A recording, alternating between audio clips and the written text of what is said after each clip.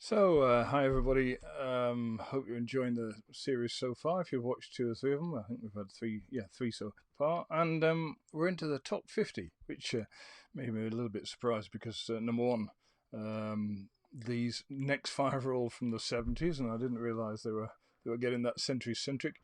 And the other thing is that in my collection, there's 45 albums better than this lot, which I find a bit breathtaking. Having had a quick review of them a minute ago when I was just preparing for this.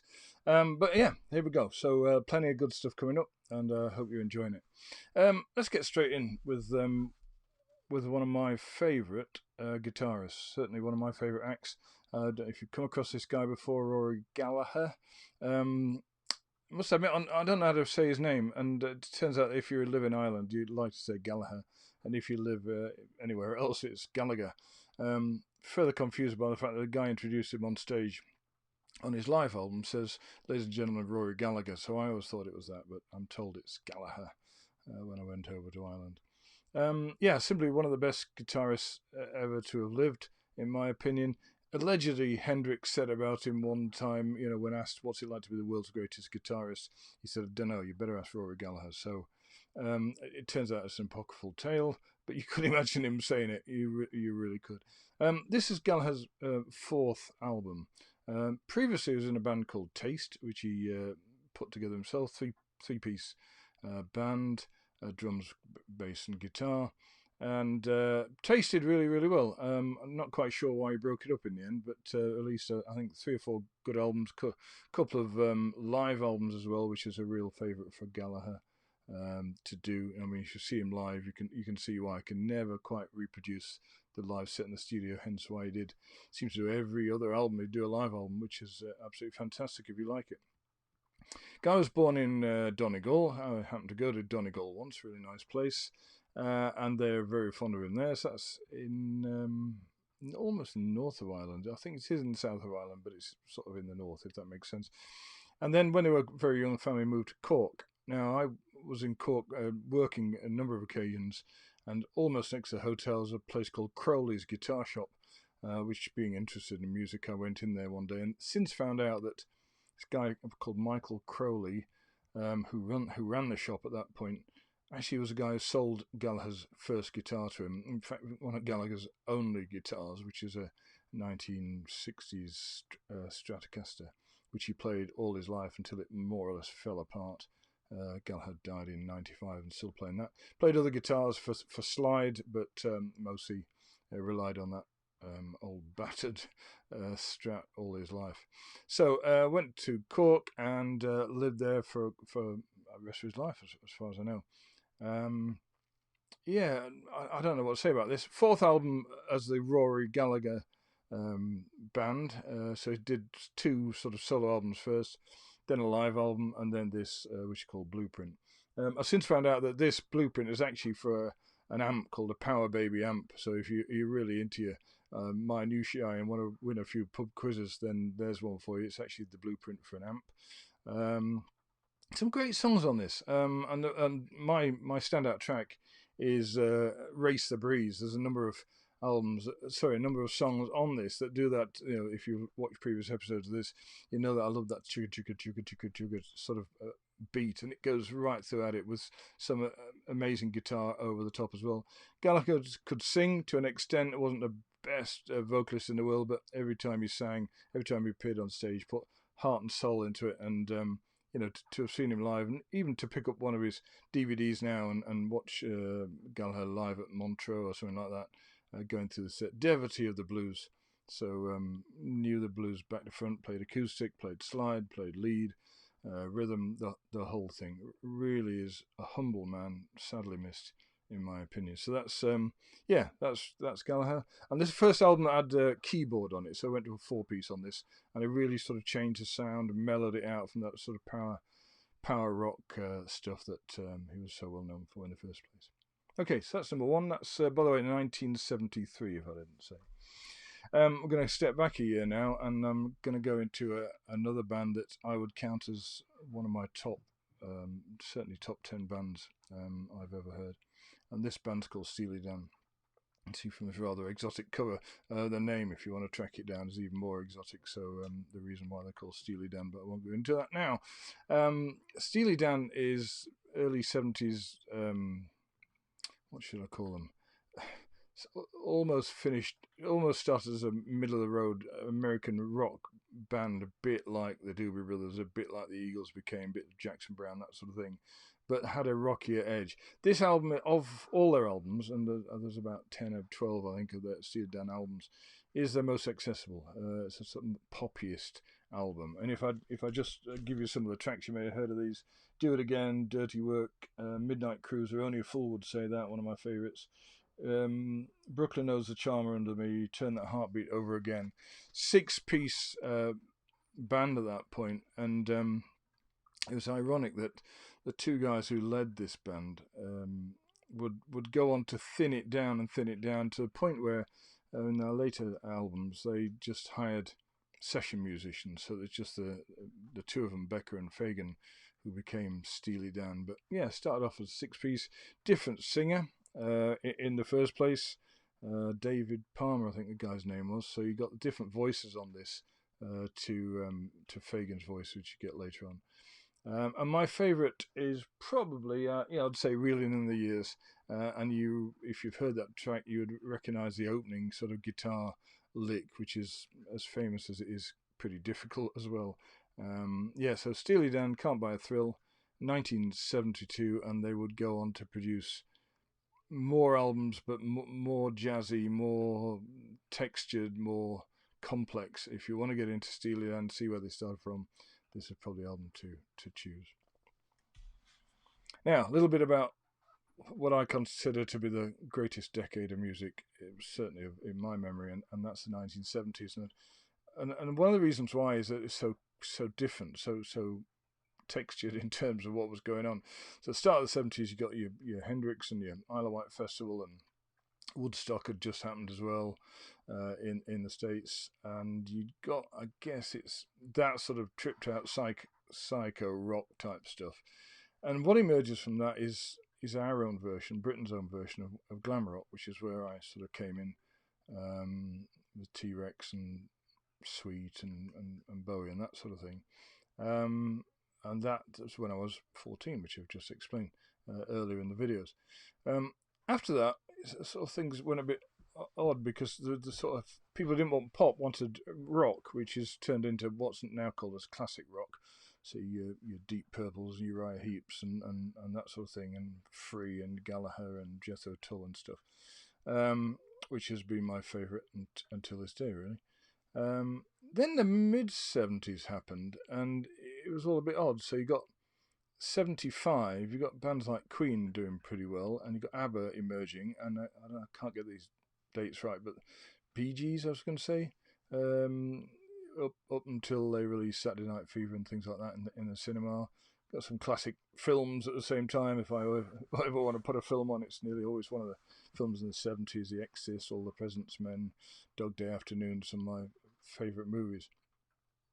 But in the mid-70s, I went a bit nuts because I sort of getting over classic rock, thinking what next, and I started dabbling, and the crazy stuff I started dabbling in, it was probably Steely Dan, a bit jazzier sort of things that were going on, probably from America.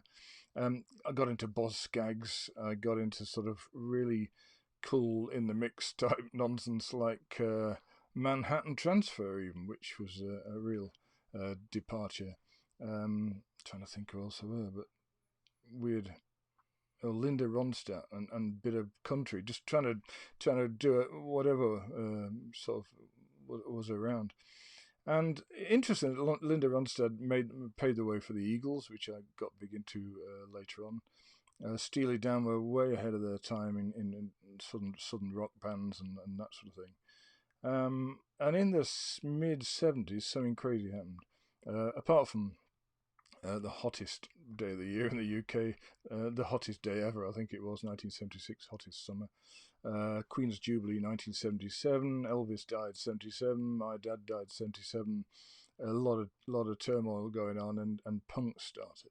In the middle of this, you've also got disco. So you can imagine going to clubs, which I did when I was 21 in 1977, and the very early disco stuff coming on. I think nobody's ever heard this. Come straight from America, Club 54, and so it's just an amazing year. And then if you like your punk, punk came around, and the bands that I guess were instrumental in what I rather bitterly call hair glam rock, which I guess started in the glam rock period. To talk to Joe Elliott, Def Leppard, he was a big fan, friend of his, and he's big into Sweet and T-Rex and Mott the Hoople and those sorts of bands. But you've got also New York Dolls around 1973. You've got Aerosmith, mid to late 70s, Van Halen, and all these bands I guess paved the way for other hair metal bands to kick off. And I think the 80s went and mirrored almost the 70s. So you've got indie bands almost picking off the back of the early Dire Straits and people like that. Guitar jingle jangle, as I call it. So really interesting. Now back to mid 70s, and one of the albums I picked up and I thought, wow, this sounds and looks pretty interesting, is this double album from Stevie Wonder. Now in this early 70s, obviously been into the Inner Visions and the sort of Stevie Wonder from the 60s and all good stuff. Guy can write a song. But he came out with this, and it's a bit like me dabbling with Manhattan Transfer and Boss Skaggs and stuff. He was looking at Spanish music and almost the forerunners of rap and hip hop and stuff like that. But he got the old sort of classics and some really nice sort of sounds and songs as well, harmonic songs. So this all together in one package. If you've not heard Stevie Wonder in Songs in the Key of Life, you want to get a copy of this. Sir Duke, I think, is on this. It is. Summer Soft, Ordinary Pain, Isn't She Lovely? One of them sing-along things. But my standout track is probably As. I think it's covered by Mary J. Blige and can't remember that guy. Wham, can't remember his name. Anyway, George Michael, thank you. Covered by them as well. Absolutely fantastic song, and again a really melodic, take your long type song. Came with a single as well, which is quite unusual. It was a little 7-inch single release with the double album. So I think it said collector's album at the time, Some Things Extra. But highly recommended. Fantastic stuff. I'm going to go back 6 years from there, and one of the first groups that sort of made me think, wow, what the hell is this? Heard it in a youth club in, must have been 1970. And it's just blew me away, because the first time I'd heard synthesizers and sort of almost classical music played on a rock album or a pop album. I guess I should have been around in the times of the Nice a little bit earlier, because the keyboard player came from the Nice. Again, one of these power trios, one of these super groups, if you like. Keith Emerson, ex of a keyboard player with Nice. Greg Lake, ex King Crimson, so the pretty famous band in the late 60s, and Carl Palmer, he of Atomic Rooster. I would say, I'd go out on a limb and say Carl Palmer's the greatest drummer I've ever heard, and I've seen him a few times as well. Absolutely magnificent, still alive, unlike the other two, and can still rattle out a song. I went and saw this band many times, become besotted with them. The track I actually heard at the youth club was called Knife Edge, and if you hear that, it's a really bombastic mix of classic and rock music, bit of synth in there, bit of heavy on the drums and stuff like that, and the sort of sound these guys got from just a three-piece is unbelievable. So it's a bit classical, bit rock, as I say, but my favourite track is probably one called Tank, which features Carl Palmer pretty heavily. It's not just a drum solo, but it's mostly synth and drums. And a lot of phasing as well, and there's special effects that go across the speakers. And when you're a kid of 14, you've got your ex-army headphones, which you bought for a quid somewhere, and it's doing it in your ears, and you just think, what the hell, you don't need to smoke or anything, just put some music on and let it take you somewhere else. These guys went from strength to strength almost too quickly, so they were booked for the Isle of Wight Festival in 1970 and just tore that apart, and then went from there to release a number of, in my opinion, absolutely fantastic albums, until they got too big for their own boots. So they're releasing things like The Works, where they all take one a double album where they all take one side each and come together on the fourth side. And tragically, something called Love Beach, I think it was, which I'd long since lost interest in. But go back to the early stuff. First 3 albums plus pictures and exhibition. I would say some of the finest music I've ever owned. Yeah, so one more to go, and I've mentioned them already in this little podcast. And we're back to 1972. A band that had been around since the 60s, based on sort of blues rock, a bit like Fleetwood Mac when they first started. I have a guitarist, but the guitarist is not the main star. The main star is a guy called Ian Anderson, and a lot of people think this is Jethro Tull, by the way. The bit of red up here. I mean, a lot of people, even to this day, think that Jethro Tull is Ian Anderson, and that the guy who stands up on one leg and plays the flute in this rock band is Jethro Tull. It's not. It's Ian Anderson. He, again, a bit like I was saying before, has had so many changes of lineup over the years. Again, they're still going, Jethro Tull. They must be 60 or 70 years old by now, but still can play. And I think this is one of the differences between these bands and the bands at the moment, is that they can play without any special effects. I mean, Rory Gallagher had a slide guitar and maybe a pedal. I'm not sure he ever went to on stage doing fancy pedals. I'm sure he didn't, because I saw him a number of times. And a bit like this band, they can just pick up their instruments and play.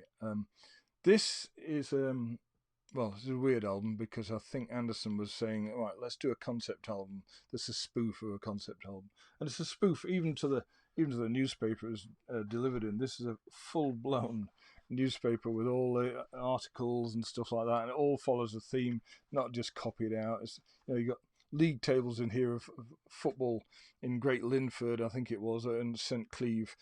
Every score has to have a 4 in it. Every statistic has a 4 in it. Other for sale articles and things, all the phone numbers have a 4 in them and things like this. And you got a guy called Max Quad, who's one of the main protagonists. 2 sides to this album, normal obviously, but 2 songs. One is side 1, one is side 2. And if I'm going to have a standout track, it's going to be side 1, because it's not really track by track. It's a concept album in that it's the story. It was supposed to be based on a poem that a guy wrote, who's a fictional character in this village, and it's difficult to get to the bottom of what it really is about, apart from life and living and growing up in very English England. My standout track is side 1, because it starts with really don't mind if you sit this one out, which I've often thought, yeah, you can listen or you can not listen, I don't really mind. So it goes, really don't mind if you sit this one out. Your voice is a whisper, your deafness a shout. The pretty impenetrable lyrics. I may make you feel, but I can't make you think. Your sperm's in the gutter, your love's in the sink. Where do you go from there? Excellent musicianship, fantastic players. It really works as a band, and one of many, many great albums that they released. So that's number 40, number 46. Midweek this week, I'm going to do 45 through 41, which means we're really getting close to top 40, as Fluff Freeman would have said back in the 70s. Okay, hopefully you are still clinging on to this, especially if you're a child of the 70s. It makes sense. If you're not, then it'd be interesting to take your favourite artist and see where they get their inspiration from. Reading the other day that even the mighty Ed Sheeran was switched on to playing guitar because Clapton played guitar. First time he heard a guitar was Clapton, and that's what made him want to be a musician. So it seems to track back to when I was 14 once again. Okay, many thanks. Thanks for listening. See you next time. Bye.